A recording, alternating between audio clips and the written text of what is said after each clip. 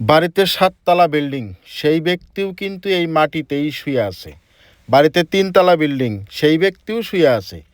অজস্র ধন সম্পত্তির মালিক, অজস্র টাকা পয়সার মালিক, গাড়ি ঘোড়া সব কিছু রয়েছে, তারপরেও কিন্তু এই মাটিতেই শুয়ে আছে।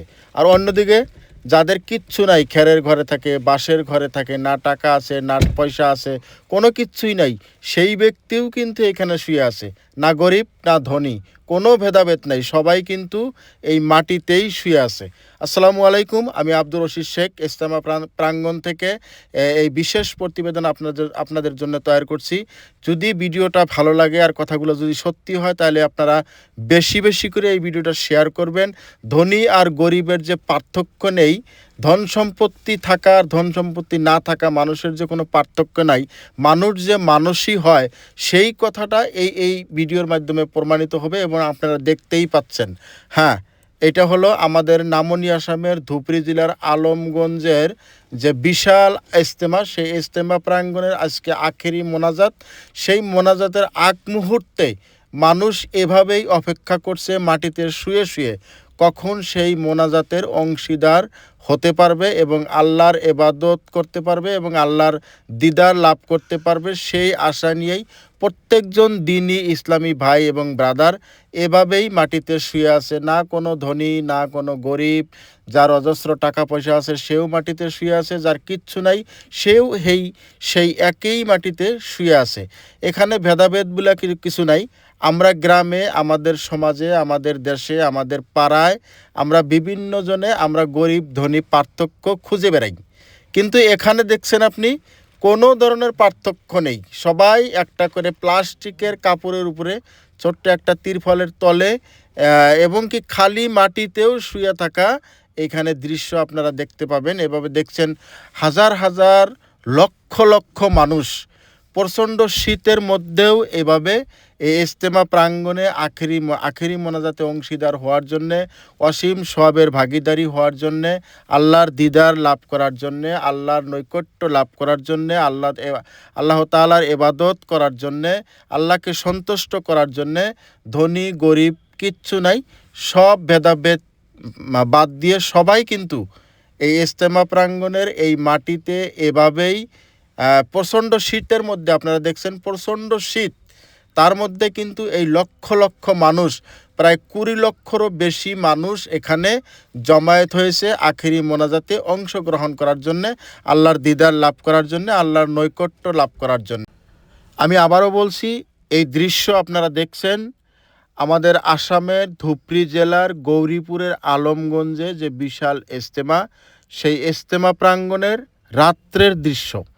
রাত্রে এভাবেই তারা, যারা ভক্তপ্রাণ, যারা দিনী ভাইরা এসেছেন দূর দূরান্তর থেকে, তারা এভাবেই মাটিতে তিরফল বিছিয়ে, কাপড় বিছিয়ে, কম্বল বিছিয়ে প্রত্যেকজন ব্যক্তি এভাবে শুয়ে আছে, ফজরের নামাজ আদায় করবে এবং আখেরি মোনাজাতে অংশগ্রহণ করবেন।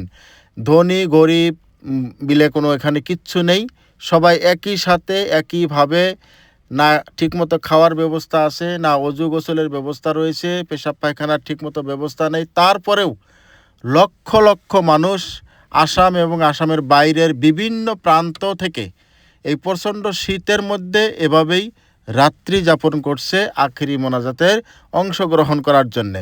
যদি আপনি আসতে পারেন নাই ইজতেমায়, সেটা হয়তো আপনার নসিবে নেই, তো আপনি যদি এই ভিডিও দেখছেন বা যে যেখান থেকেই দেখুন, এই ভিডিওটা এত বেশি পরিমাণে শেয়ার করবেন যাতে এই দিনই বিশ্ব ইজতেমা এবং নর্থ ইস্ট ইজতেমা এবং নামনি আসাম ভিত্তিক যে ইজতেমা, সেই ইজতেমায় যারা অংশগ্রহণ করেছেন তাদের এই মেহনত, তাদের এই পরিশ্রম, তাদের এই কষ্ট প্রত্যেকজন মানুষ যাতে দেখতে পারে যে আল্লাহর কাছে কিভাবে তারা নত শিরে আল্লাহর ইবাদত এবং আল্লাহর নৈকট্য লাভ করার জন্য এভাবেই তারা কষ্ট করছে।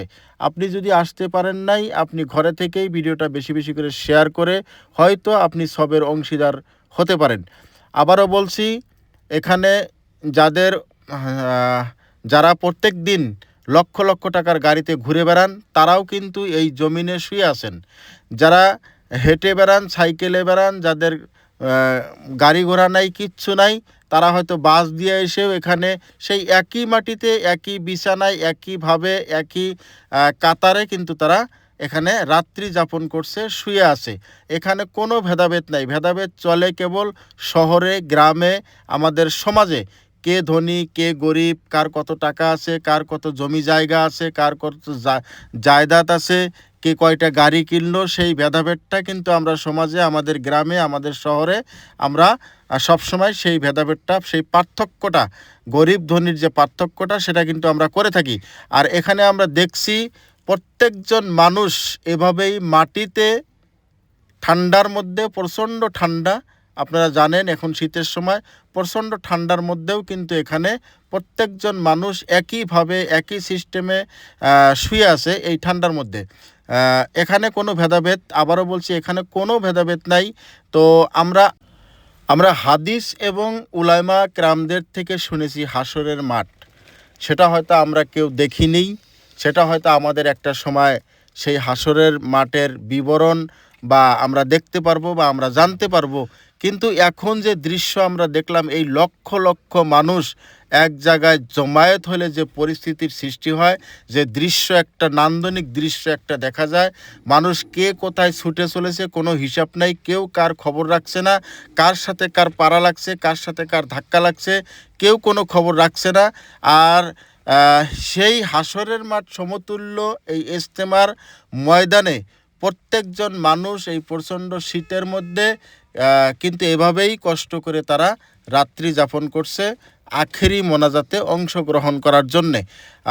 তো আমি আবারও বলছি যে আমরা মানুষের মধ্যে মানুষ ভেদাভেদ সৃষ্টি করি, মানুষকে উঁচু নিচে করে দেখি, গরিব ধনী বাছাই করি, যাচাই করি, সেই পার্থক্যটা কিন্তু এখানে ফুটে ওঠে নাই এবং দেখাও যাচ্ছে না। প্রত্যেকজন মানুষ যে লাক্সারিয়াস গাড়ি দিয়া, বিলাসী গাড়ি দিয়ে এখানে এসেছেন, সেও কিন্তু এই জমিনেই এভাবেই তিরফলের মধ্যে তিরফল বিছিয়ে এভাবে শুয়ে আছেন।